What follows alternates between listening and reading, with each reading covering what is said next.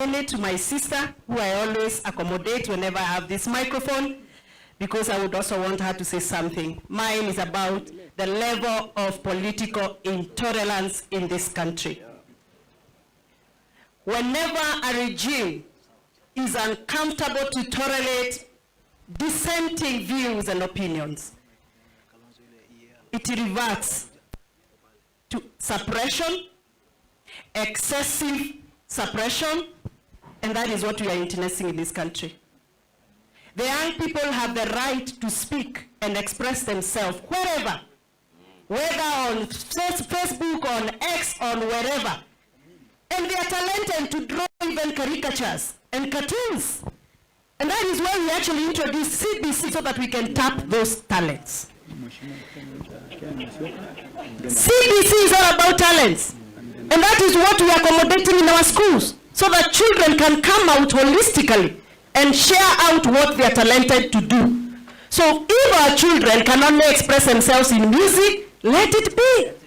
If they can express themselves in drawing, let it be. If they can express themselves in chanting, let it be. The level of political intolerance we are witnessing, it has started off with the mountain, the Mount Kenya region. Tear gases are being thrown in churches. We witnessed one in Nyandarua, twice. The level of intolerance in meetings, that goons are being sent to meetings so that we can be scattered. That level of intolerance is an indication that there are people who are hell-bent to do all it takes to govern this country without respect of the rule of law. We must call you for what you have become, a creeping dictator in this country.